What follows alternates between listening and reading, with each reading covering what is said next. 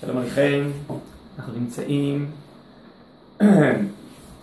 שבוע שאנחנו נקרא בעזרת השם בשבת את פרשת לך לך, ונקרא מעט פסוקים מתוך הפרשה, מתוך ברית בין הבתרים, וננסה להתבונן בנקודה אחת. אני קורא בפרק ט"ו בחומש בראשית, פסוק י"ב ואילך. ויהי השמש לבוא ותרדמה נפלה על אברהם, והנה אימה חשיכה גדולה נופלת עליו. ויאמר לאברהם ידוע תדע כי גר יהיה זרעך בארץ לא להם, ועבדום ועינו אותם 400 שנה, וגם את הגוי אשר יעבודו דן אנוכי, ואחר כן יצאו ברכוש גדול. אז אם כן אנחנו שומעים מן הפסוקים הללו שעם ישראל עתיד להיות גר בארץ מצרים, ועבדום ועינו אותם שם 400 שנה.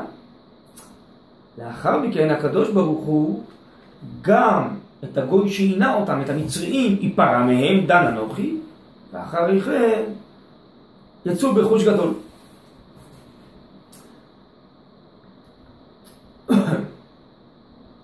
ואפשר לשאול, מדוע הקדוש ברוך הוא רצה שעם ישראל יהיה במצרים כעבדים והתענה תחת המצריים? עונה על כך רבינו הספורנו על הפסוק וגם את הגוי אשר יעבודו דן אנוכי, כמו שהדין את בניך על רשעם בעינוי ועבדות, כמו כן הדין אותו הגוי שישתרבה בהם. אז אם כן אנחנו למדים מכאן שאת עם ישראל הקדוש ברוך הוא עינה במצרים על רשעתם. וכן מסביר רבינו הרמב"ן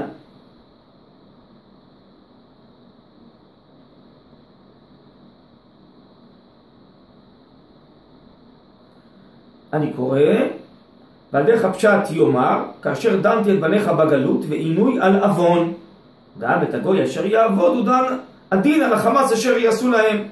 כמו שדנתי את בני ישראל עוונם במצרים, כמו כן אני הדין גם כן את המצריים שעינו אותם. אבל אנחנו למדים מכאן שעם ישראל השתעבד במצרים בגלל עוונם. אבל לרבינו אברבנאל ישנו הסבר נוסף שמסביר אחרת את סיבת העינוי של עם ישראל במצרים. אני אקרא חלקים מדבריו.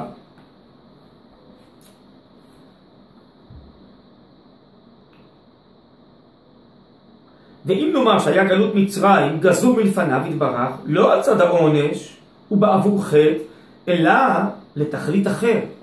יש סיבה אחרת שבגללה עם ישראל גלה למצרים, לא בגלל החטא שלהם. אחר שראתה החוכמה העליונה שהאומה הזאת הנבחרת המיוחדת להנהגה והשפעת האל, והקדוש ברוך הוא רוצה להעמיד את האומה הישראלית שהיא זאת שתקבל תורה ותקדש שם שמיים בעולם. ולפי ממשיך אברבנאל שבכל הדברים ההיעדר קודם למציאות וההפסד קודם להוויה. יש חוקיות כזאת שדווקא הזרע הנרכב באדמה כפי משלו של הכוזרים מתוכו צומח עץ גדול. ככה עם ישראל שהתענה בתוך ארץ מצרים הוא זה שיצמח לעץ גדול שיקדש את השם. מדוע? ממשיך אברבנאל משתי סיבות.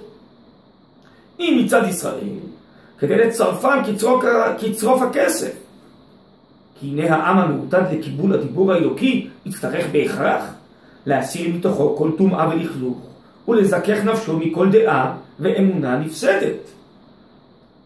אז אם כן עם ישראל במצרים יזדכך, יטהר, יתקדש, יסיר מידות רעות, מחשבות רעות שלו, ואז יהיה מסוגל לקבל תורה, להכיל את הנבואה העליונה ולקדש שם שמיים. וראתה חוכמתו העליונה שקודם שיתדבק בהם הדבקות הקדוש האלוקי יבואו בגלות ועינוי, כדי שיצטרפו ויתבררו ויתלבנו בו, ובהיותם זכים וטהורים כשיגיעו למדרגה של זוך ותואר, אז יוציאה משם. ויהיו ראויים לקיבול התורה והמצוות, ולרשת התורה הקדושה, ולדבק בהם הנהגה האלוקית, שהשכינה תחול בהם. ואם נשאל, למה דווקא שיטענו בארץ מצרים, הייתה הגזרה האלוקית בברית בין הבתרים? על זה עונה אברבנאל, לפי שהיו המצרים עובדים כל צבא השמיים, וכל אחד מהם היה מעונן ומנחש ומחשב. ואם יעמדו בני יעקב בניסיונם, והתקיימו באמונתם, בקרב העדה הרעה הזאת המצרית, אז יזכו לכל הטובות הממותדות עליהם. דווקא שמה יהיה להם ניסיון והתמודדות גדולה, דווקא שמה הם יזדכחו ויתארו, ואז יהיו ראויים לכל העתיד הגדול של השפע האלוקי עליהם. אם כן, זה מצד עם ישראל. אבל יש גם צד שני מצד גילוי השם.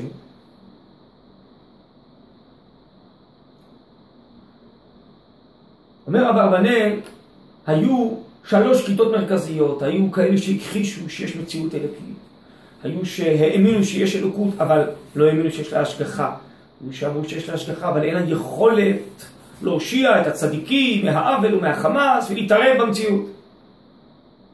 וכדי, אני קורא, שיוודע בעולם אמיתת הפינות האלה, להכחיש את 3 הדעות הכפרניות הללו, ראה יברך להביא את עמו בחירו בגלות מצרים, להיותה הארץ היותר נטבעת בכל הכפירות והאמונות הכוזבות, מלאה כישופים ותחבולות מכל הארצות,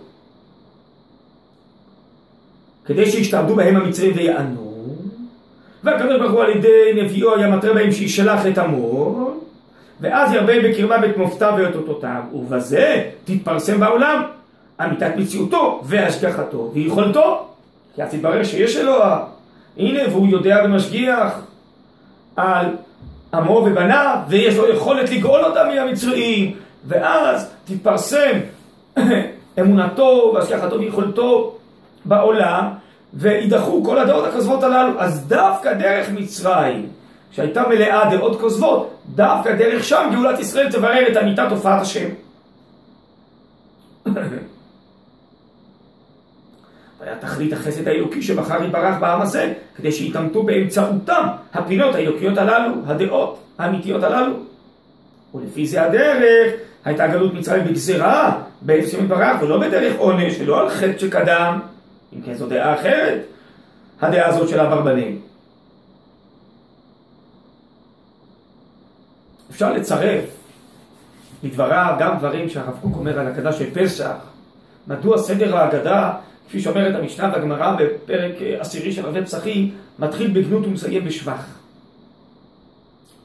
אומר הרב קוק, כפי שאומר כאן אברבנאל, ההיעדר קודם להוויה. לא רק שלטה גנות ויצאנו מתוכה לשבח, אלא הגנות בונה בנו איזושהי יכולת כדי שנוכל לצאת לשבח. אז כאן אברבנאל הסביר מצד המירוק והתיאור והזיכור, ומצד הופעת השם. שם הרב קוק מביא הסבר נוסף, שהעבדים היו לפרעה במצרים, כך אנחנו מתחילים לדעת שמואל את הגנות, אחר כך הוציאנו הקדוש ברוך הוא מארץ מצרים.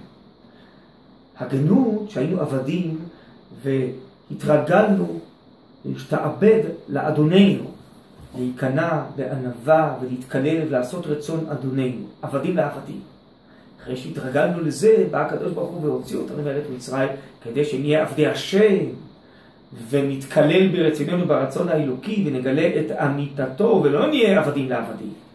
אבל בכל זאת, הגנות בנתה בנו את היכולת להופיע את השבח האלוקי לאחר מכן.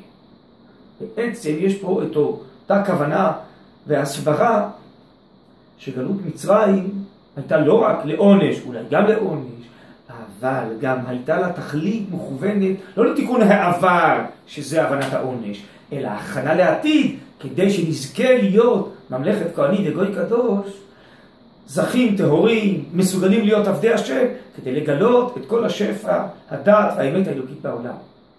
שנזכה להיות כאלה גם בדורנו, גם מתוך הצירופים והזיכרוכים שעברנו ב2000 שנות גלות, שנזכה שיהיו בשורות טובות ולא יישמע עוד כל צבחה בארצנו, ונזכה לקדש יותר ויותר שם שמיים דרכנו, על ידי כל הטהרה הזאת שכבר עברנו, נזכה לקדש שם שמיים בעולם לגאולה השלמה במהרה בימינו. שלום לכולם ושבת שלום. בשורות טובות ושלום, שבת שלום.